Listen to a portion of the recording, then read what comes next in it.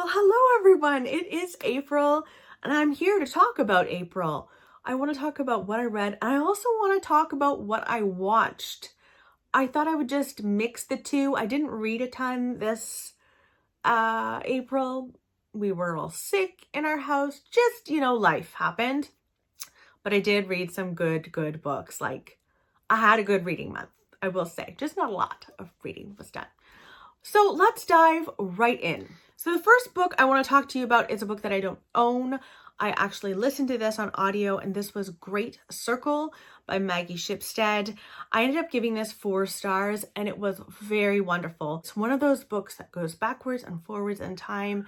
We meet an aviator named Marion who lives in the early 1900s. She's a woman, and so being someone who flies as a woman is really difficult.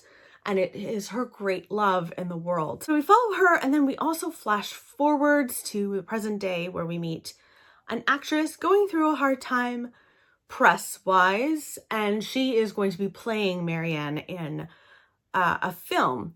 I could have probably done without the present day storyline, and that's really the only reason I gave it 4 stars. Otherwise, I was so enthralled by Marion, her love of flying, and then also her personal life was so interesting.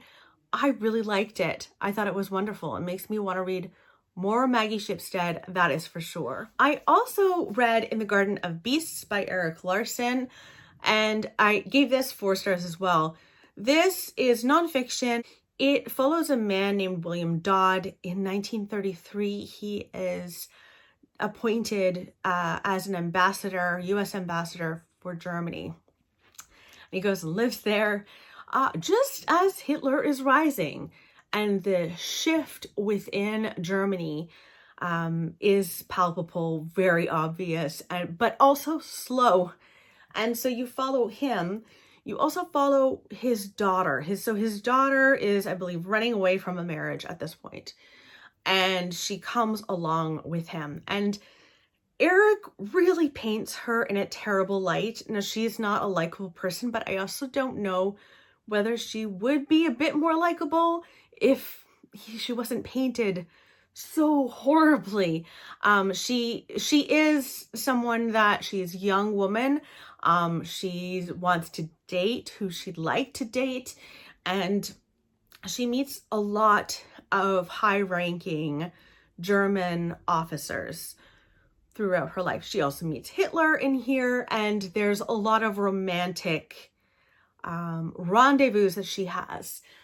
I don't think any of that should be portrayed positively per se, but it was so skewed that you weren't sure sometimes whether Erik was kind of slut-shaming or whether he was focusing on the fact that she's having affairs with the people that she was, who were Nazis. It was unclear. And so I really did have a bit of a hard time with that if it's the slut-shaming variety. However, fascinating to read about Germany as it is going through such a shift, a terrifying shift at this time. I really liked it.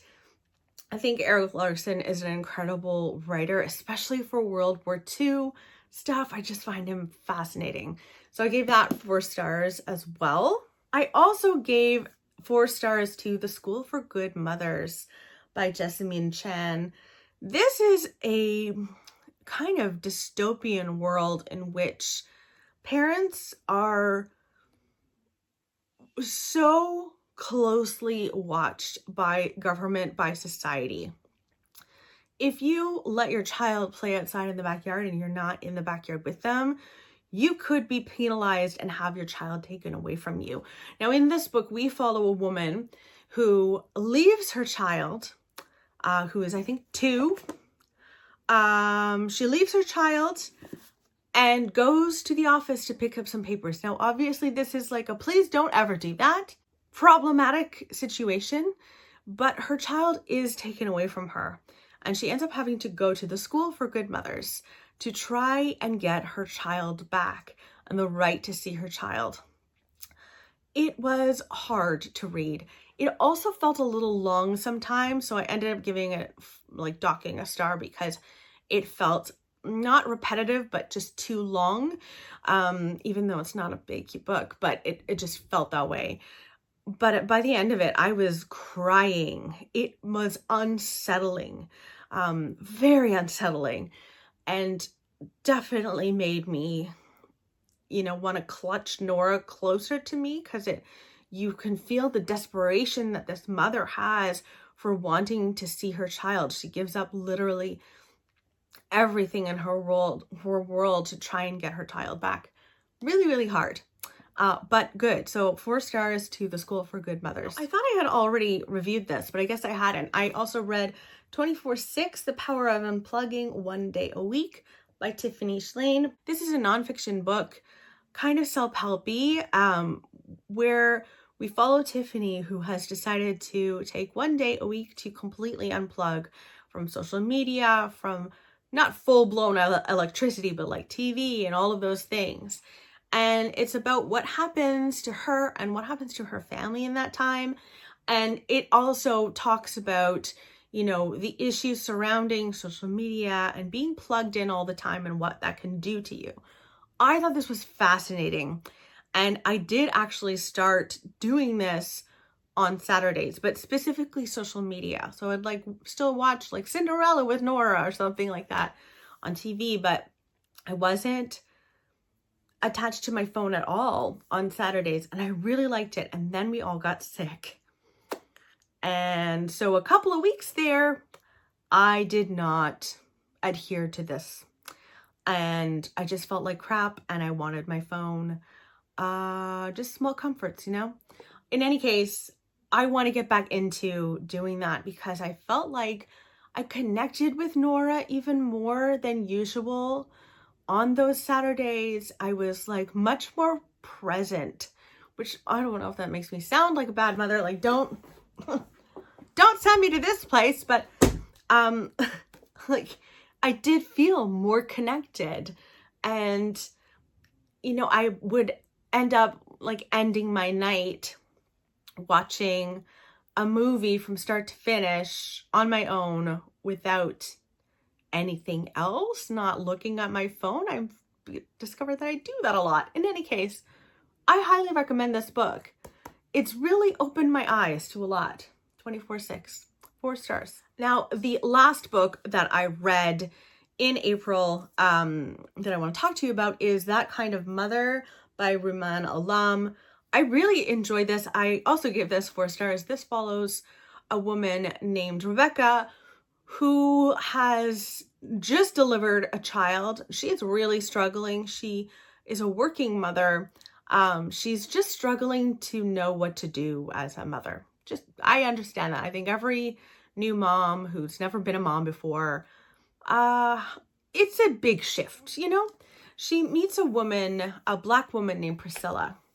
Rebecca is white, Priscilla is Black, and she's just taken by Priscilla. She meets her at the hospital. They just connect, and Priscilla agrees to come and work for Rebecca as a caretaker for her child. And so she does, and it's all wonderful. Like, Priscilla has changed Rebecca's life.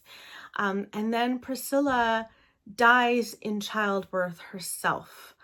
She gets pregnant and she passes away. Rebecca decides to take the child. Now, Priscilla has an adult daughter who has also had a baby very recently, and she's like, I can't take care of 2. And Rebecca steps up to the plate and says, no worries, like, I'll take care of this child for as long as needed. And it turns out it's forever. And it's about her experience. It definitely touches on racism and race and how that plays into this family.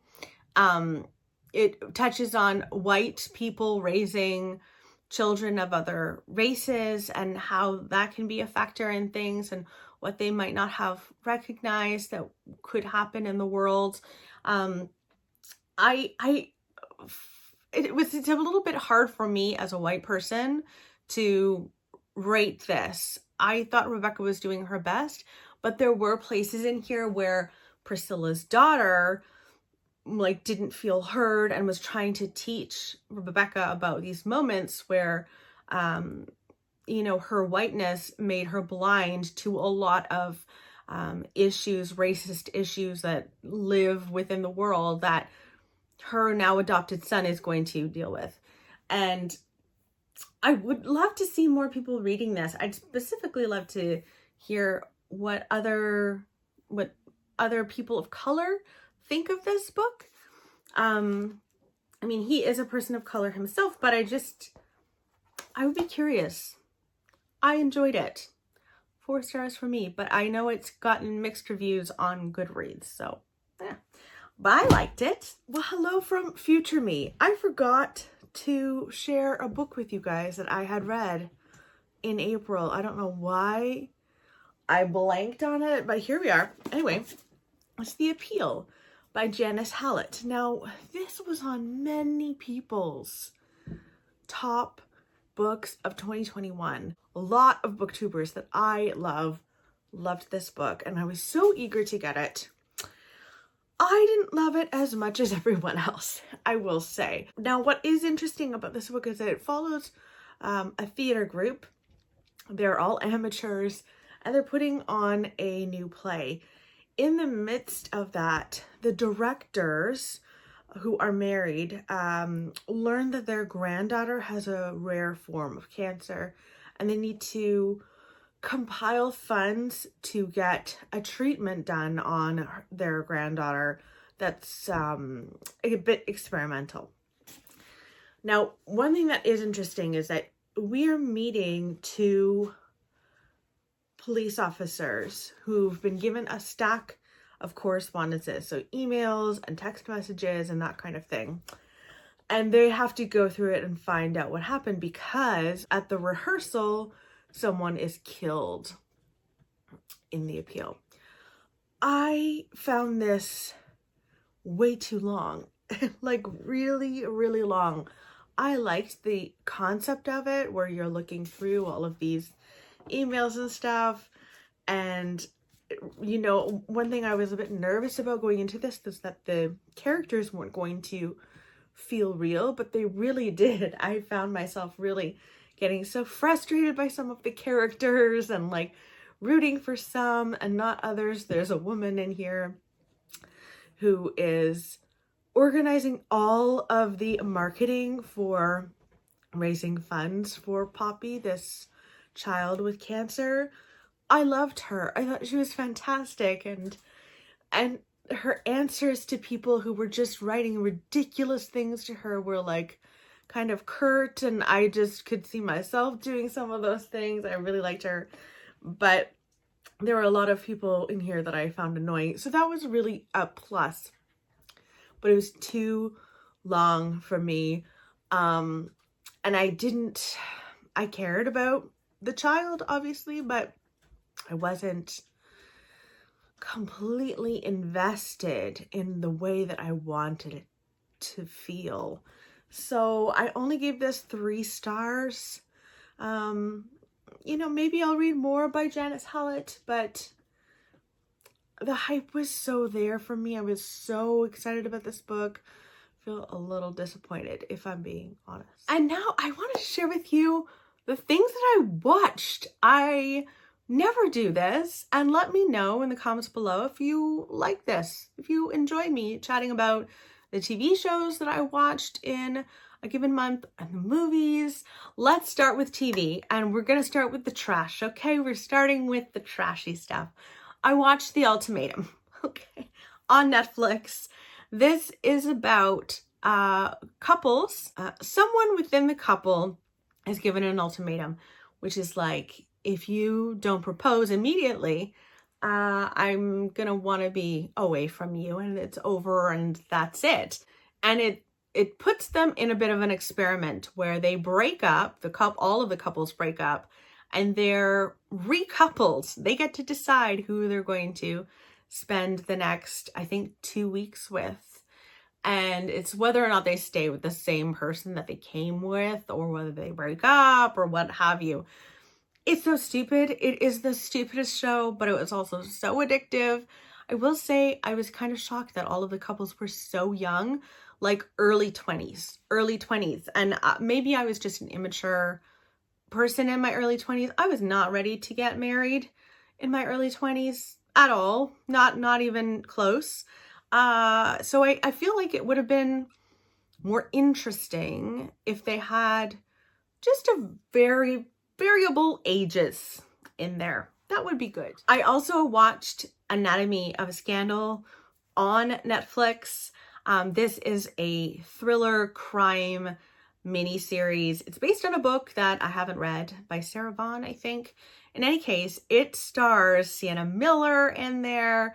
I loved her in this. I thought it was really good. And this is all based on Sienna Miller and her husband. Her husband is having an affair, and this mistress has come forward and said that he actually raped her.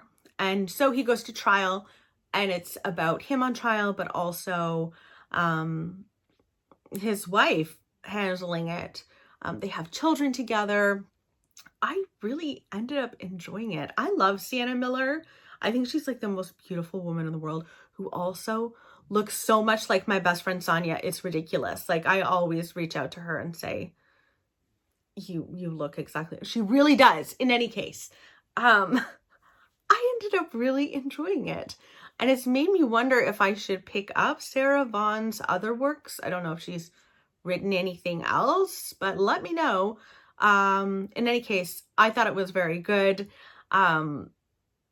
Very much about privilege of like white rich men, and how it's hard to get them to be accountable for being horrendous people sometimes.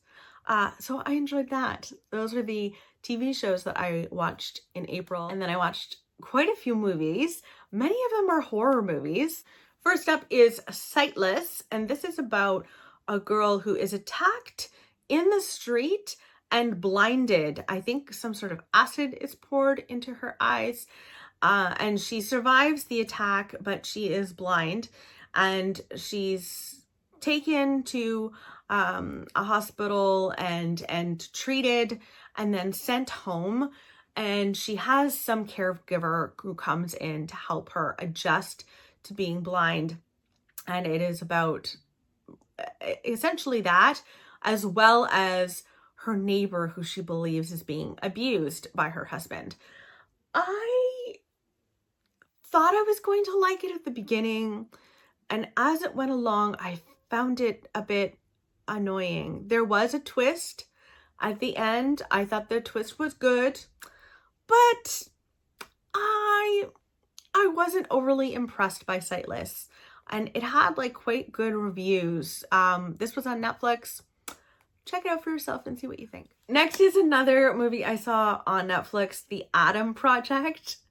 This was so much fun. So Barry's Aunt Sue loves this movie. Like, last time we got together, she said, I've seen it. I think it was something like, I've seen it 7 times, and it had just come out like maybe 4 days before. She loved it. And this stars Ryan Reynolds, and it's a world in which there's time traveling in the world, and Ryan Reynolds is going back in time to his younger self to try and shift what happens in the past. And it was funny. Ryan Reynolds is often quite funny, and it was funny but also wholesome. It felt like Back to the Future a little bit. I thought the little kid who plays Ryan Reynolds as a child, thought he was fantastic. Mark Ruffalo is in there. Jennifer Garner is in there. I just thought the cast was great. I really thought it was so much fun, and I was hooked. And we could actually watch it with Nora in the room, although usually there was many moments where she was like, Peppa Pig, or Pekka Kig, as she calls it. And we were still able to finish the movie, which is such a wonderful breath of fresh air. So I thought that was a lot of fun. Next movie was The Last Duel. It stars Matt Damon, Adam Driver, I think her name is Jamie Comer or something like that. This is a historical fiction period piece. It follows two men who are fighting over a woman. They literally are about to have a duel because this woman says that one of them raped her. So she is married to one of the people in this duel, and the other person is the person that she says has raped her. And it is the story. And it's interestingly shot because you hear from everyone's perspective. So first you hear from Matt Damon as her husband, and then you hear from Adam Driver as the guy who has reportedly raped her, and then from her perspective. And it's funny because we watched it, Barry and I, and Barry didn't like it at all, like at all. He was like, this is horrible. And I actually didn't mind it. I thought it was interesting. A little long, too long. It's like 3 hours long. There was no reason for it to be 3 hours long. This is a 2 hour at best needed kind of movie. But I just thought it was something that made me reflect. As a woman, I find that kind of topic interesting to me, at least. So I liked it. I don't think a lot of people do enjoy this movie. I think I'm probably the only one, but maybe I'm not alone. I don't know. Master is next. Now this, I believe, was on Amazon Prime, if I'm not mistaken. Master was so interesting. It's a horror movie about 3 Black women who are going to this very prestigious university. 2 of them are professors there. Is it Oxford? I can't remember what the university is. 2 of them are professors there, and one of them is a student. And there is so much in here, obviously, about racism and race in these prestigious school settings. But there's also a haunting. This student believes that she is being haunted. And it was quite terrifying in many, many instances. I thought Regina Hall was incredible in this. I've always thought of her as like the funny actor. Like, she stepped out of that kind of role, and maybe I just haven't seen enough of her movies, but I've always just associated her with those funny kinds of roles. And this is not funny at all, and very it really has a point. It really has a point. It does have Get Out vibes, but I just thought it was incredible, and I highly recommend watching that. Okay, last but not least, for movies that I watched in April, I also watched The Night House. Was this on Amazon Prime as well, or was it Disney? It might have been Disney. So The Night House follows a woman who is also a professor or a teacher, and her husband commits suicide, and she's just getting back to work, still very much in the grieving process. People are still dropping off food, like it's fresh. And it's about her living in this house, also being haunted in this house. Suddenly music will start playing when in the middle of the night, which is terrifying when you live alone in a house that's in the woods. Like, no, I just move out immediately in my mind. That's what you do. You move out immediately. I really enjoyed that. I also liked, there's a side story in this movie where she kind of discovers a little bit about her husband. She's trying to figure out why he committed suicide because it's unclear. They were in a gorgeously happy relationship. And she starts going through his phone, which I imagine you would do maybe after your husband dies. And she starts seeing pictures of women who look very similar to her. Very similar to her. And she's like, why are they here? I don't understand. And she dives in deeper, and there's definitely a bit of a haunted vibe going on in that movie. I liked it a lot. The end was disappointing in my opinion. It just kind of was like, yeah, but that it didn't take away from the ride. I really enjoyed it. But anyway, those are the books that I read, the movies that I watched in April. I'd love to know in the comments below. First of all, do you like me talking about movies and TV shows here? Or is that like a please stop, April? I only want to hear about the books that you're reading. I'm kind of curious. It's kind of fun to chat about more than books, but I obviously want you guys to enjoy my videos. So hope you guys are doing very well, and I will talk with you very soon. Bye.